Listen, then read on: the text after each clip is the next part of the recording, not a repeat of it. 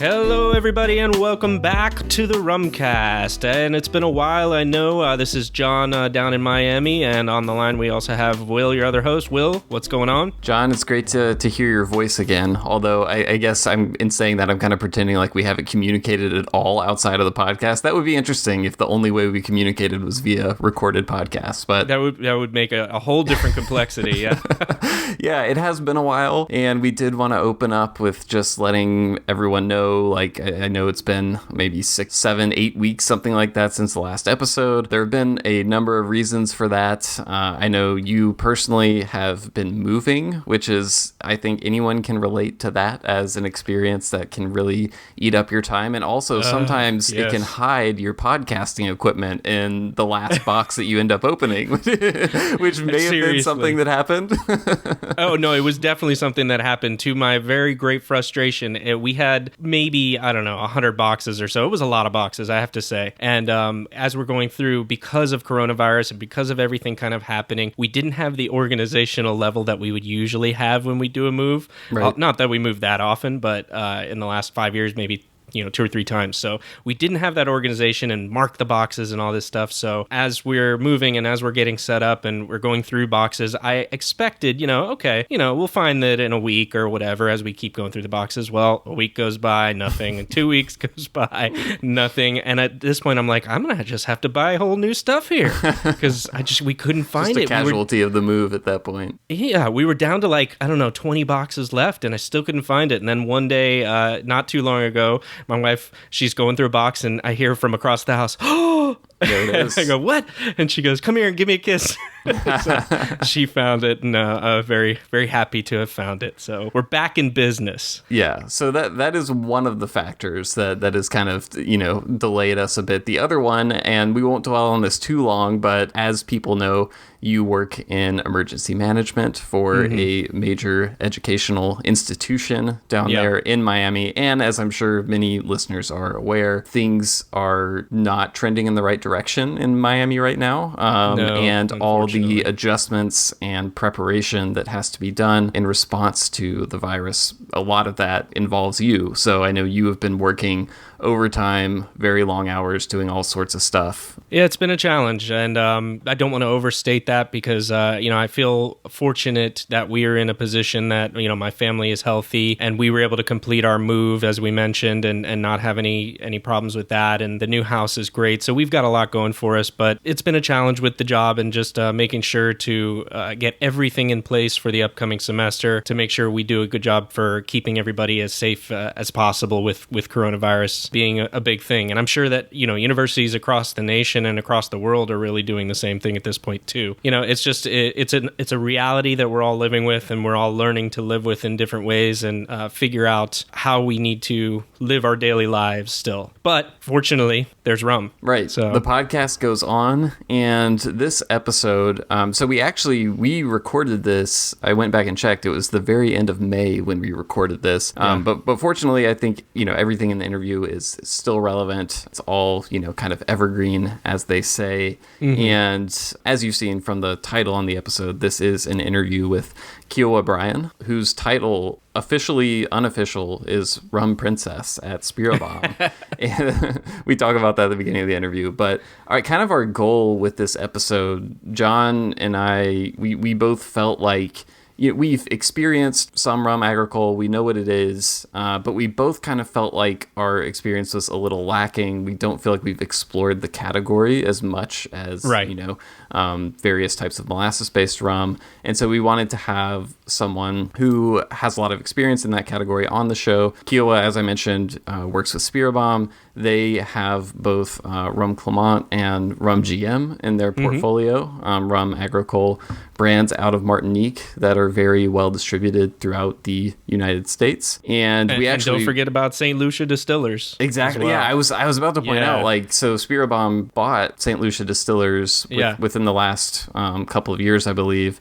And, obviously St. Lucia Distillers, they don't do Rhum Agricole, but they have a variety of great, well-known molasses-based rum brands brand's Chairman's Reserve, Admiral Rodney, and we spent so much time focused on Agricole that we didn't really talk that much about St. Lucia Distillers. We mentioned it. She actually teased a little bit of what's to come from St. Lucia Distillers at the end of the episode. So if that's more your speed, definitely watch out for that at the end, because there's some really exciting stuff coming out of there. I think we're going to have to do something St. Lucia Distillers related soon. It's a must. We've got to. For sure. It has just grown as becoming more and more of one of my favorite places that makes rum. And so we have to get more into that St. Lucia at some point. Yeah. And so I think the way we kind of view this episode is it's sort of like Rhum Agricole, not 101, but 201. So if you're looking to... We're sophomores. Exactly. If you're looking to, deepen your knowledge a little bit, Kiowa was really great at kind of giving us a guided tour of all things Rhum Agricole. So with that said, let's dive into the episode.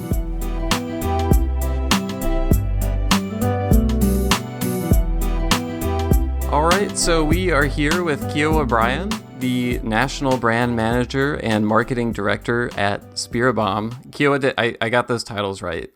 Yes. It is such a wish-wash of various things that I do that I generally just refer to myself as the Rum Princess, which is actually on my business card. But with an H. I saw that on Instagram as well, and I was going back and forth between, do I go with the Instagram title or the LinkedIn title, and I opted for starting with the LinkedIn title, but I'm glad that we covered the Rum Princess title as well. Yes. I mean, who wouldn't want that one? I mean, if we're being honest, I am shocked that my LinkedIn is up to date. Yeah, same here. That was kind of a risk on my part. But on that note, by the way, I do want to start by talking about, your role and what that looks like. I know you had a background prior to this in the bar world. I see a lot of discussion about kind of that whole journey moving from bar to brand and the joys, the challenges that come with that. I'm curious what your experience has been like, and also if you can just kind of tell us what your day-to-day role looks like now. Sure. Yeah. Obviously, it's changed a bit in the last 3 months since the pandemic, but yeah, I would imagine. Yeah. No, I've been in the hospitality, food and beverage industry for over 20 years. I started as a bus girl at a ski resort so I could get my free ski pass in Vermont, and kind of, strategy. Yeah, it worked. So that's where I grew up. Eventually I made my way through all of the, front of house, some back of house jobs, and was a hostess at a bar and restaurant in New Jersey when I was 18, and one of the bartenders got fired on a Saturday and they threw me behind the bar, and I guess the rest is kind of history. But I moved out to California, to Los Angeles in 2006, I guess. And ran bars around Los Angeles for a while. And I was working at this bar on Sunset Strip called the Evely, which is still one of my favorite bars in the country, and just a wonderful, beautiful oasis of like indoor, outdoor patio loveliness. And that was where I fell in love with rum and did that really hard to do thing of straddling being a brand ambassador and managing a bar at the same time. Wow. Is that just from a time commitment standpoint that is difficult, or what are kind of the challenges with that? Yes, the time commitment standpoint, I was really lucky because I'd been at that place for so long that they were really willing to work with me on my schedule. But at the same time, I was the first brand ambassador for Rhum Agricole in general, but like that my company had ever hired. So my boss, Ben Jones, he basically was like, finally I have somebody else to help me with all this travel. Like, can you go here? Can you go here? Can you help me with this?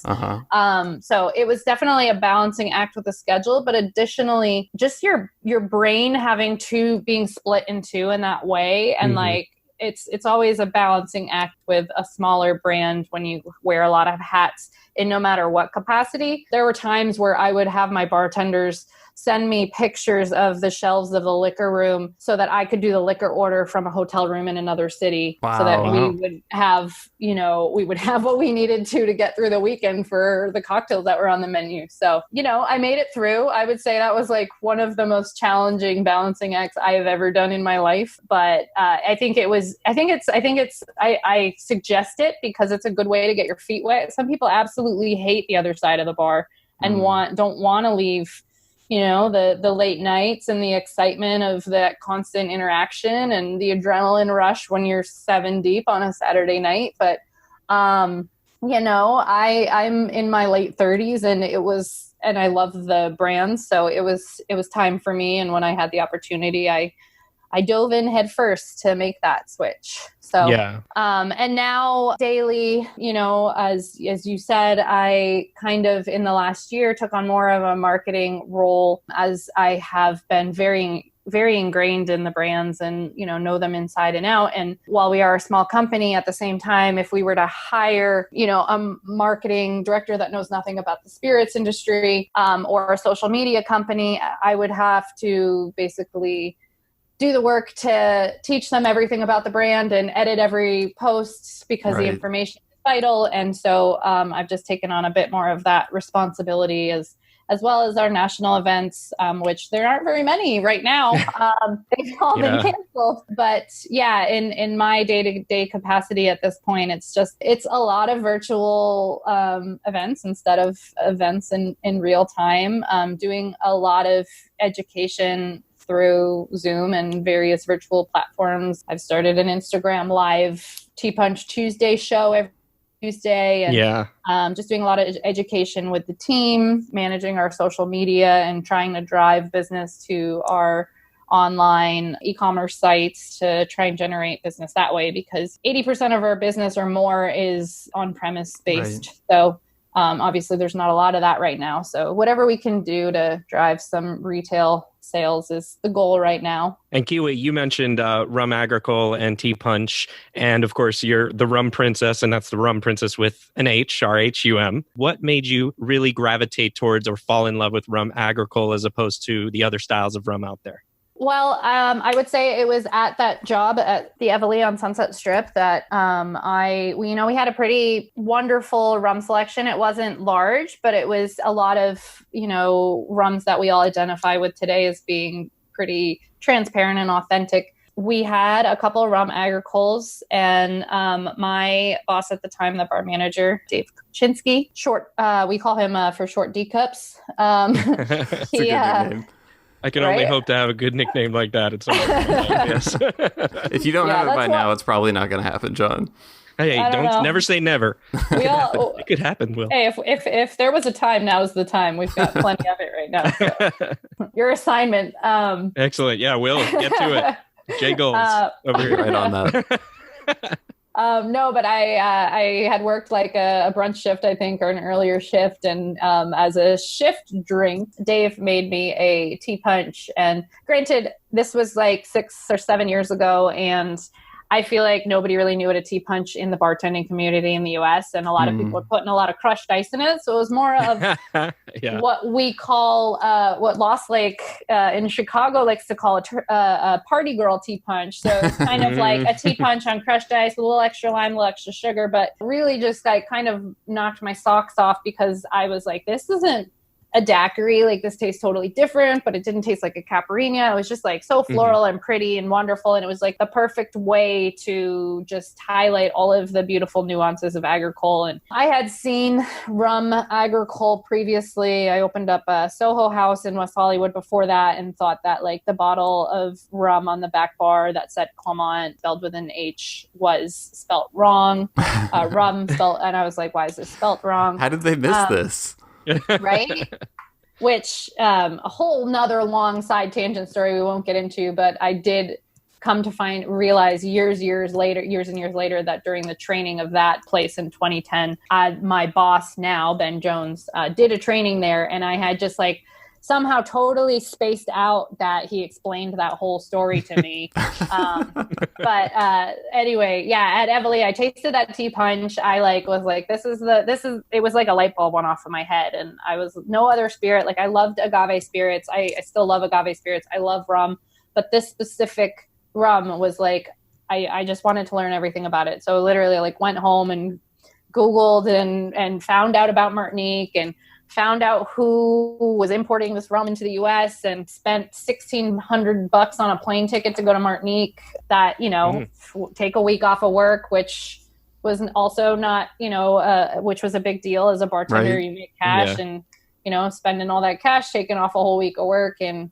went down to Martinique to learn about this wondrous spirit, and I was hooked. And yeah, I mean, to put it lightly, I nicely put together a proposal for what my dream job would be, which was to be the West Coast brand ambassador for Rhum Clément and Rhum J.M, because they were under the same umbrella. And I got in touch with Ben Jones, and I sent him that proposal every 3 months for like a solid year, and finally took a meeting with me and hired me. So awesome. You broke them down.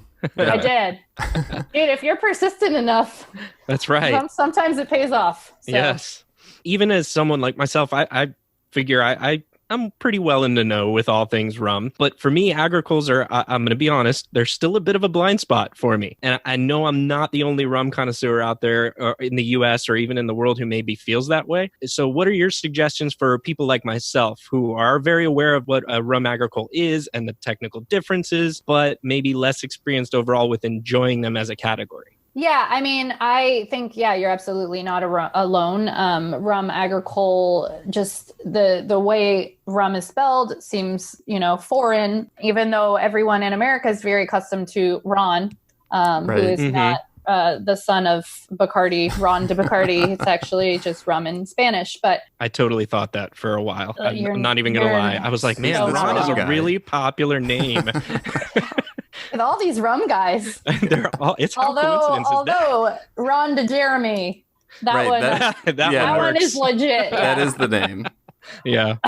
No, but yeah, I mean, it is a bit of a blind spot, and it is a foreign flavor profile. If you're, especially mostly American palate is so conditioned to drink, like a Puerto Rican style rum or a Cuban style rum, which has a lot to do with Americans going to, Cuba during Prohibition and whatnot, and embracing the mojito, embracing the rum and coke, and embracing the daiquiri. Especially here in Miami for me. Yeah, that's exactly. Yeah, 1000%. So like to taste this spirit that's so flavorful and so aggressive comparatively is a bit of a turnoff at first. But I have a lot more success trying to introduce a Blanc agricole with its grassiness and its fruitiness and its minerality to an agave spirit drinker. Yeah. And when it comes to the aged agricoles, just because they are so dry, and obviously like we're not allowed to add any sugar to them because of the strict rules that we have in Martinique with production. So honestly, it's kind of like an anomaly in that with the aged spirits, I really push them toward your bourbon drinker or Armagnac drinker, cognac drinker, whereas the unaged spirits, I really push them toward the agave drinker. It's almost like a non-rum lover's rum. Oddly. But if you appreciate cachaça and it is a super easy thing to ease into. And following along with that, I think there's also a lot of awareness among rum enthusiasts of the diversity of style of molasses-based rums. But on the flip side, I think that those rum enthusiasts sometimes tend to lump all of Rhum Agricole and other cane juice-based spirits together. So I'm also going to wonder how much diversity in style can you find within Rhum Agricole itself? Yeah, I mean, there is quite a bit of diversity within Martinique. Martinique isn't that. I mean, there are various islands that technically are allowed to produce Rhum Agricole. You'll find it's because it's such a terroir-driven spirit, and it's all about the sugar cane, and different varietals are grown on various islands and on various areas of Martinique specifically, depending on the resilience and how it will thrive in that environment. Martinique specifically is such a unique island in that there are multiple different microclimates, even though it's only about 420 square miles. So in the north, you have a volcano that has a high elevation and produces really like fruity flavor profiles within the sugarcane, even within the various varietals, and also like a lot of minerality. But on the east side of the island is the Atlantic Ocean, which is super aggressive weather, much more wind. This is where a lot of people surf, but it's also not where you see like the pretty postcards of the Caribbean Ocean, because it's not like just like glass, it's aggressive weather. And that makes for a nice salinity factor to be present in the rum. So there's just like a lot of different variants that you will find based solely on the sugar cane, but also with the yeast that's used. It's really interesting because the majority of Rhum Agricole, especially in Martinique, I mean, in the U.S., we really like our brown spirits. So the majority of Rhum Agricole in the U.S. that's consumed is aged. But Right. you know, in France and Martinique, the majority of rum is consumed unaged. So you can really like compare and contrast those differences, which is really cool. Like a side-by-side comparison with rum from every distillery is going to taste vastly different. And there's stylistic choices that the distillery makes when they're deciding which varietals to use within that sugarcane, and what yeast strains to use, and all of those factors that go into production. So, and it sounds like then that gives you a lot of room for diversity. I know that in Spiribam's portfolio you have the Clément distillery as well as the J.M, and both of those are obviously on Martinique as well. Are those two distilleries fairly far apart on the island, or are they close together and use different varietals of cane? Or they are quite far apart in terms of the island. It takes about J.M is insanely difficult to get to. It's on the north part of the island. There's one road that goes around J.M, or that goes around the entire island, around the outside of the island, and it basically ends at J.M. So it's pretty difficult to get to. It takes about an hour and a half to get from J.M to Clément. And the longest drive from top to bottom of the island is 2.5 hours, depending on traffic, because there's only one road. So if there's if there's a tractor, then it takes you longer. Yeah, you're done for a while. Yeah, exactly. So there are vast differences in the terroir specifically. So even without different varietals being used, they would taste the rums would taste different. But yeah, we do use different varietals at J.M than we do at Clément. And honestly, like, I would love to wax poetic about how beautiful like the varietals are and how each one is like a snowflake and tastes totally different, and we choose this for this reason.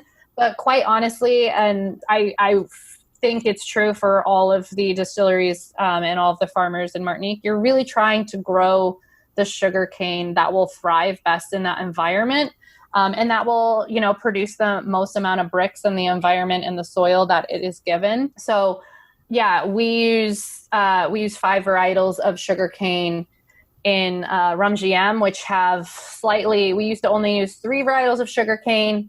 We now use the 5 varietals of sugarcane.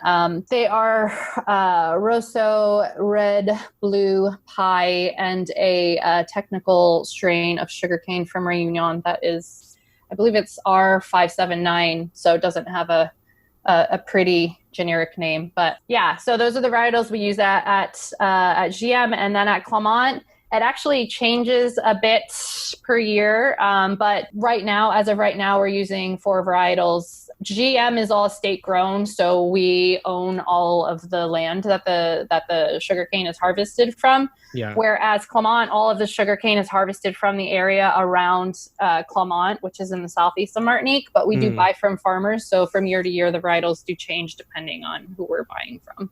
Kiowa, I know we've made a few references to, kind of rules or production standards that govern how Rhum Agricole on Martinique is made. Can you pretend for a moment that John and I have never heard of the Martinique AOC and tell us what it is and how it works, just at a high level? Because I know that can get really deep in the weeds on a question like that. Oh, yeah. No, for sure. I mean, it's something that everybody thinks is difficult to understand, but it turns out that everybody has known what the AOC is all along, because if you have ever had like a Morbier or a Camembert cheese, or if you've ever had champagne on your anniversary, right, you are consuming these AOC, which stands for Appellation d'Origine Contrôlée. So glad you said that. I usually give people a test at the end. Oh no, really, I'm going to fail. Can you just say it one more time, please? That would be rude for me to test people. It would be funny though at our expense. It would be. We'll see. Okay. We'll see at the end. No, but it's a protected designation of origin. So When you have champagne or you have Morbier cheese, these are agricultural products that have specific guidelines they have to follow, and they have to come from a specific geographic location in order to be deemed worthy the title of that geographic location and really embody the flavor of what they're supposed to taste like within that geographic location. So it's such a French thing that just makes for such quality agricultural products across the board.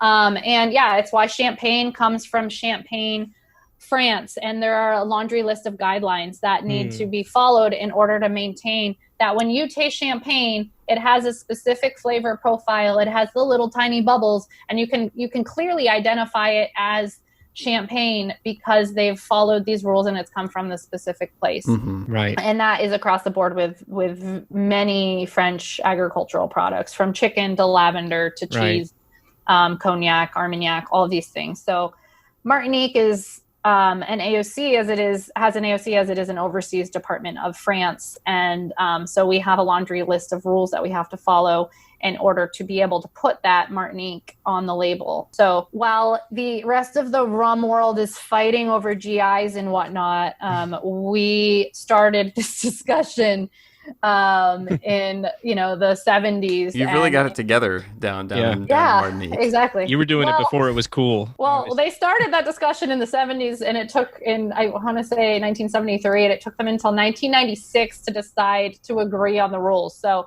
wow. I don't know. Wow. So in 2040, we'll figure out Barbados rum, is what you're saying. Yeah. I mean, at this rate, it'll take that long anyway. So, yeah. But I hope that kind of broke it down in an easier way to understand. I think so, definitely. And clearly it's been successful for a lot of the products that you mentioned, like champagne and other things that are French products. So to what extent do you think that the AOC has also been a part of the success of Martinique's rum? I think that it is just like a quality status. You never need to, in Martinique, the locals are going to drink the rum that's made there, regardless. They're so proud of the product, but it also is just like, it's a status symbol and a quality symbol. Like, as anybody outside of Martinique, when you see Martinique on the label, it's going to be a quality product because how much went into it. So if you care at all in any capacity about the quality of your spirit, anything about the AOC, you'll look for that quality mark on the label to really guide you to know which product to buy. And, of course, I push our brands that we own, and I love our brands, and I am so very proud of our brands. But I'm the first to tell you that every single distillery and brand that you see coming from Martinique that says AOC Martinique on the label, is going to be a quality product because it has to be. None of these distilleries could afford to make a product that wasn't approved by the AOC because they'd have to throw it out or, whatever, label it as non-AOC. So I know one of the things we're seeing more and more of is producers labeling products as agricole that are outside of Martinique and French overseas departments. What is your perspective on that? And what impact does that have on the category of rum agricole? Well, you're opening up a can of worms. I've gone back and forth with this for a while and tried to be really nice about it. Yeah. It all comes down to the fact that in the US, the TTB does not have any regulations on the rum category. There's 33 regulations for the whiskey category. There's 0 for the rum category. There's no subcategory. There's nothing whatsoever. So the room for, doing whatever you want. I know, and I know everybody is like trying to say that rum isn't the Wild West of spirits. Like, there's rules in rum. Well, no, in the United States there are no rules. Yeah. So if you've read the Federal Code of Regulations, which you're referring to, like, I was working on an article one time and I made a graphic where I copy and pasted the TTB's regulations for whiskey, brandy, and rum, and I put them in 3 separate columns next to each other. And the rum regulations, it was literally like 1/15 the length of whiskey and brandy. And it was like, wow, it was a powerful visual aid. Yeah, it's it's like upsetting in many ways. And, you know, there were just, when I first started doing this and like fell in love with Rhum Agricole, I remember being really excited when St. George came out with an Agricole. I also didn't understand the terminology fully. And I was just like, I know I like Rhum Agricole. St. George is a product that I really love, you know, overall. Great I love all of their products. They're coming out with an Agricole. This is exciting for me. And it was also like the learning moment that I was like, oh, all of these things don't taste the same. And this is not made the same way as it's made in Martinique. And it doesn't mean it's bad, but it should not have the term Rhum Agricole on it because it's, you know, it's misleading and it's not the same thing. It's not made in the same way. You know, there's no way to get sugarcane from the border of Mexico to Northern California and have it be as fresh as any of the sugarcane juice is that's fresh pressed in Martinique and have it taste the same and not have it be somewhat spoiled or whatnot. Right. But if you go over to in the EU, they have a very clear definition for Rhum Agricole that it has to be made from sugarcane juice. And this is, you know, not Rhum Agricole, but even using the terminology agricultural rum, which is Rhum Agricole in English. Yeah, right. You cannot, if you are going to use that terminology, then you need to distill from sugarcane juice and it has to come from an overseas department of France or Madeira. I don't really understand the Madeira part, but you know, so I mean, even Haiti is not an overseas department of France. So Haiti could not even legally put Rhum Agricole on their label, even though, you know, they make Clairon, which is similar. It has a bit of that same flavor profile, totally different production. But some people, you know, when you think Barbancourt, you think, and you think like French and you think Rhum Agricole. Why can't Haiti use that terminology? But in the European Union, they can't even use that terminology because these rules have been so well defined. Meanwhile, you know, you come over to America and you can do. It's a travesty. Yeah. I've seen products that are, you know, made from like basically crystallized sugar that's called evaporated cane juice, and I've seen people put Agricole on the label with something like that. Yeah. Do they sound like Arbery and Oast? It does rhyme with that. Yeah. It might be in the same part of the country as you. Yeah. Yeah. That's not the only one though. I've seen more than one. Yeah. I mean, it is infuriating. And it's funny. I was talking today to my team about how I've played nice for so long about it. And at this point, I'm just like, you know what? I'm over that. Yeah. So here we are. We'll see what happens there. I will say that there are other AOC categories within the TTB that basically, you know, for cognac or whatnot, it'll just be a disclaimer to see the AOC designation and rules. So what we are currently actively trying, you know, how that process is with the TTB to get some attention there to see if we can make that amendment. I don't know what would happen there, like as far as all of these other American Rhum Agricole, air quoting right now, producers. I don't know what that would mean, what they would have to do if they'd have to switch their labels or whatnot. But you don't see a bunch of domestic European Rhum Agricoles popping up because it's just not allowed. Right. Yeah. I wanted to circle back to something you mentioned earlier because one of the things I had on my list to ask you was, other than tea punch, what are your favorite ways to convert someone into a Rhum Agricole drinker? And I was surprised because I thought that's what you were going to say the best way was, but I think you said a mojito made with Rhum Agricole. Is that correct? Did I hear that right? Yeah, you did, because oftentimes a tea punch is not super approachable because it's so strong. And like, if you're going to drink it traditionally, well, it doesn't, I mean, in Martinique, if you ask for ice with your tea punch, they look at you like you're an American, which you are. So yeah, I mean, it's a little aggressive as like, I like to have that stepping stone. Another thing that I forgot to say, which is like, actually I go between tea punch and this often is a 50-50 Blanc Agricole martini with a lemon twist. Is just like so great. Wow. I'm in. Yeah. I hadn't thought about that. It's about that gin, and also in a 50-50. I like to do half ounce of dry sherry, half ounce of Blanc vermouth, half ounce of dry vermouth, ounce and a half of 100 proof GM. I like to add a bar spoon of Suze if we're getting super particular, and then a lemon twist is like, yeah, that's my jam right now.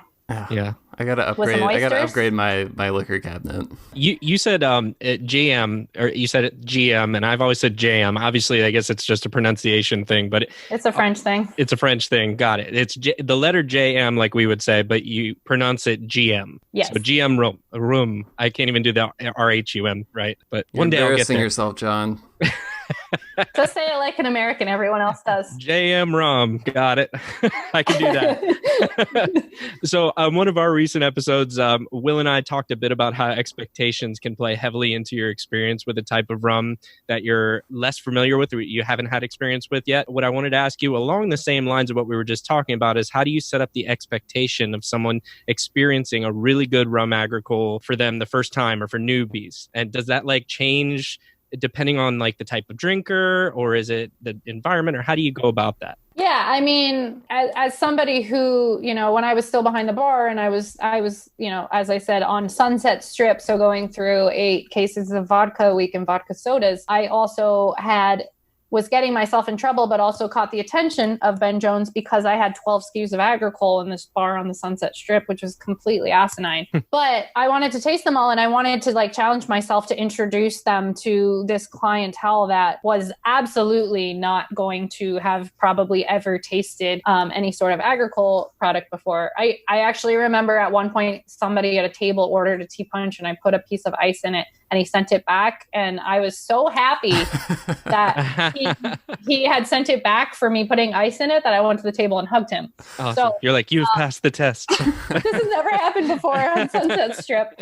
No, but to kind of, you really have to like read your guests, and I guess that's kind of where the crossover between bartending and working with a brand, especially a more obscure category like Agricole or, you know, any of the niche agave spirits that are becoming popular right now. Mm-hmm. And I thank them for kind of leading the way with opening people's minds up, because luckily now compared to 5 years ago, 5 years ago or 5 or 6 years ago, it was really hard to get people to try new things. But I feel like people's minds are expanding in culinary senses and in spirit senses. Yeah. So this process has definitely become easier over the years. Yeah, I mean, it all kind of goes back to figuring out what they like and trying to hand curate, you know, a selection of a couple different products that you think that they will like based on what they're into. And, you know, honestly, after doing hundreds and hundreds of consumer tastings and having people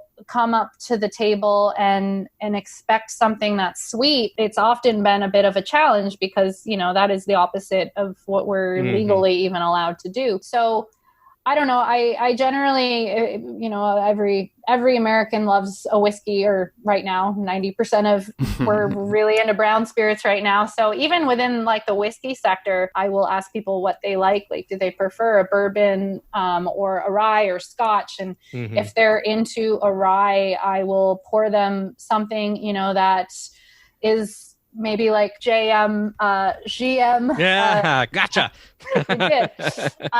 Like a GM VSOP that is a combination of different oaks. So you have some French oak in there, and it adds a little bit of spice, and the spice is congruent with the spice that you would find in a rye. But with a bourbon lover, I will, you know, try and pick something out for them that is something that's a little softer, that we age in a heavily charred barrel, so that they recognize that filtration that comes from a heavy char on an American barrel. Or I'll make it into a whiskey cocktail for them. You know, a rum old fashioned like a Rhum Agricole old fashioned blows people's minds all the time, because they just never thought that you could put rum in an old fashioned. And like I said before, yeah, a gin drinker or a gin drinker or an agave spirits drinker, like those are the people that I will test out like a neat Rhum Agricole pour to. But you really just have to, I think the best way to prepare people for what they're about to experience is to work backwards and make sure they like what you're about to show them by getting to know them and seeing what their tastes are like. Because, if somebody hates tequila and gin, I'm probably not going to give them like 110 proof GM neat to start. Right. And I'm not huge with my bar experience in terms of going to bars, not being behind a bar, but I do know that every good bar experience I've always had is about half of what's being put in front of me in the glass and half about the conversation. So I definitely agree that you're experiencing talking with somebody, finding out what they like, and then that conversation goes back and forth, and that's kind of how you get there. A good bartender and a good person that knows that is going to take it a long way. Yeah, no, I mean, and then obviously like Agricole has a different flavor profile. I think right. Honestly, like rum kind of throws people off when they taste it.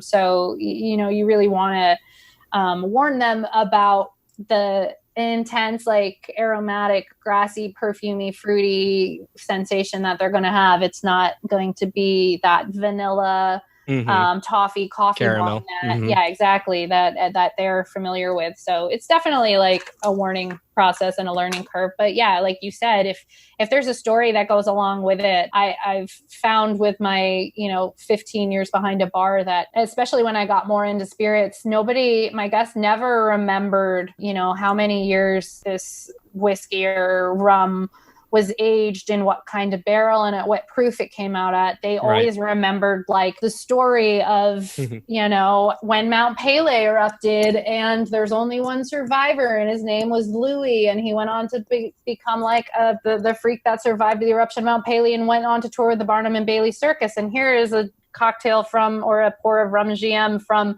the base of that distillery. And you can taste some of that volcanic soil. They'll never forget that story. Right. That's awesome. So. Great point. But before we go, I wanted to make sure. I know we've honestly just talked about like half of what Spiribam does. I know. There's the whole. Sorry. No. That was by design. We wanted to focus on, like, when John and I were talking about who we wanted to have on. We were like, we really need to get someone who knows Rhum Agricole well. And so that's what we really wanted the focus of this to be. But I'd love to hear just, what's kind of happening or coming up soon from the Spiribam portfolio that has you excited, whether it's on the Agricole side or the St. Lucia side or on some side we don't even know about yet. Sure. Yeah. Well, we'll just have to do another one of these about St. Lucia side. Yeah. Oh, yes. I will confess it's Admiral Rodney's in my glass right now. So.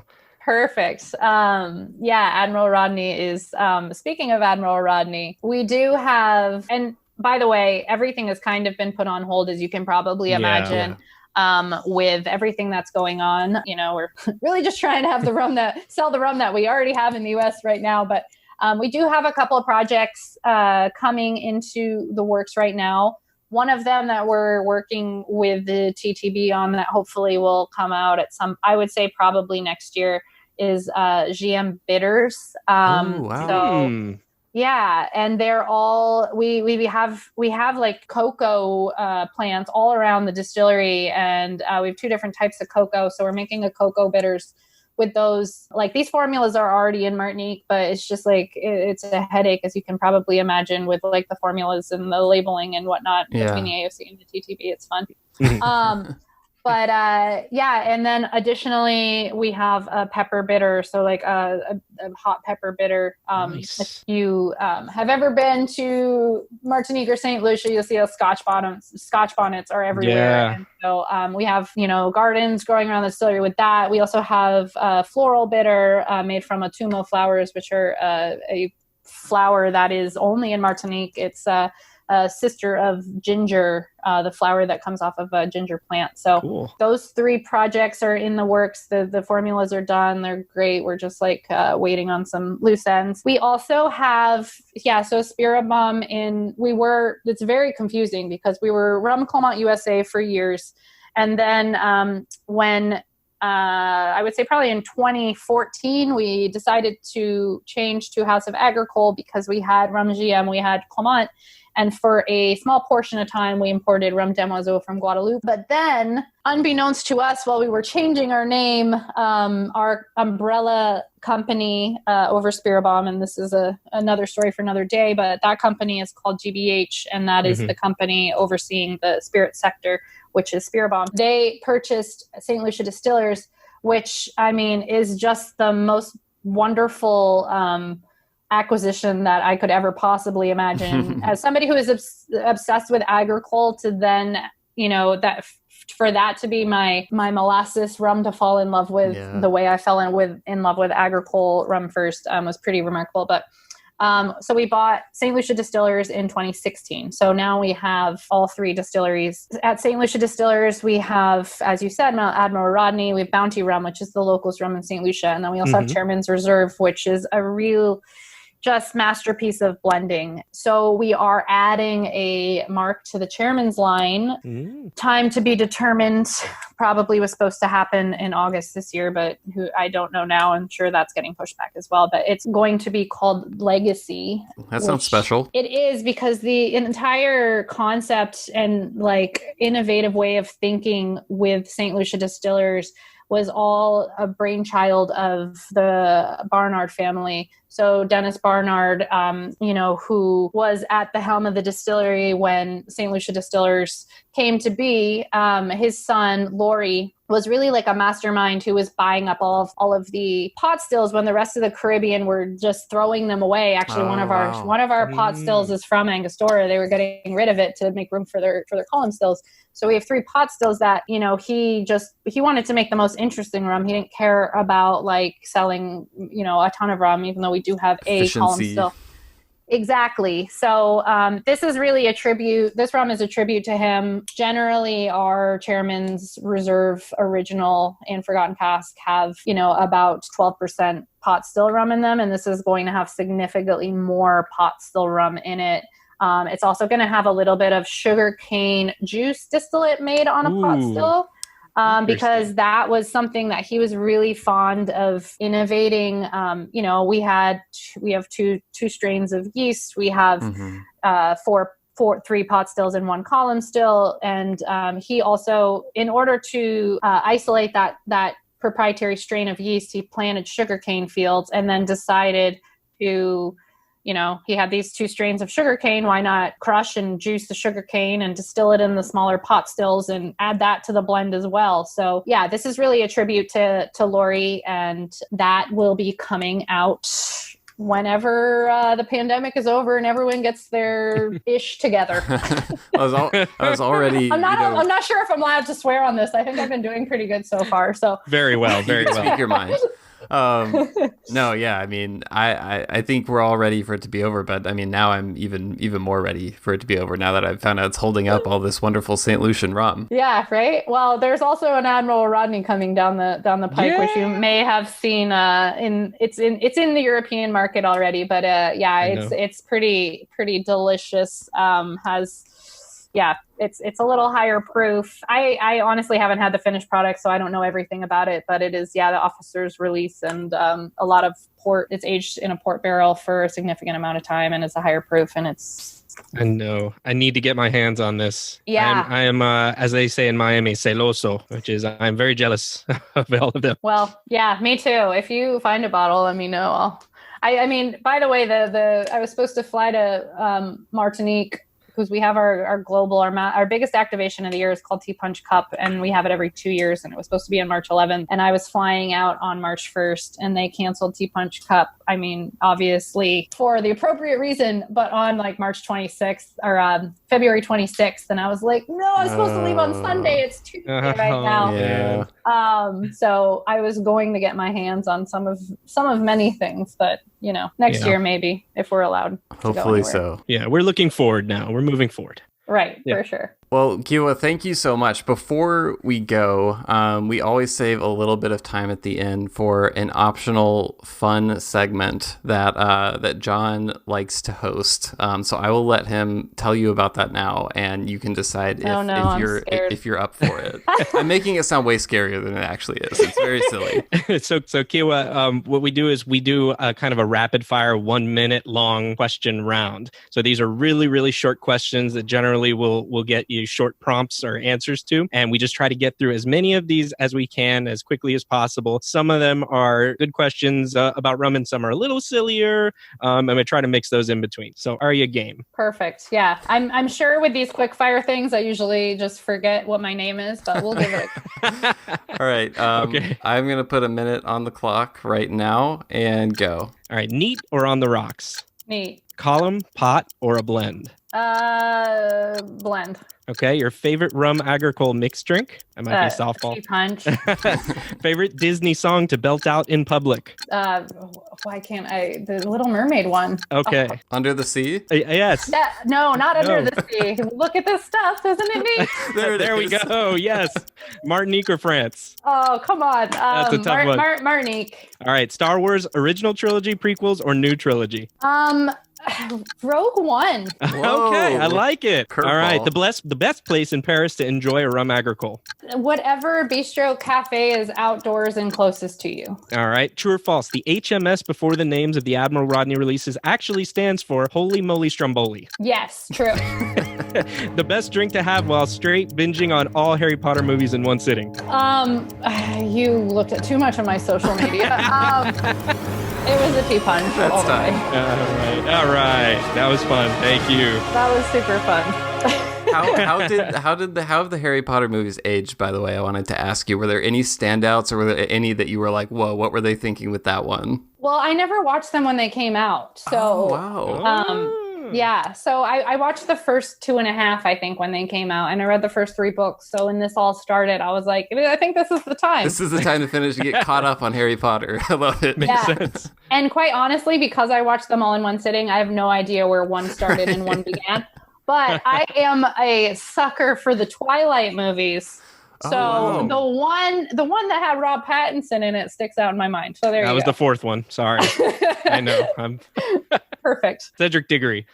Gosh, I know way too much about this. Oh, he played What is Cedric his name? Diggory. I forgot about that. What is his name It's in my that? wife's fault. Cedric Diggory is Right. yeah. Okay, yeah. Cedric. Yeah. That's my Hufflepuff wife's fault. It's not champion. me. She's the Harry Potter person. I just try to get to it because I love her so much that Right. I want to be interested in all the things she's interested in. That's Yeah, all. That's all. I'm not a geek, really. I'm buying that.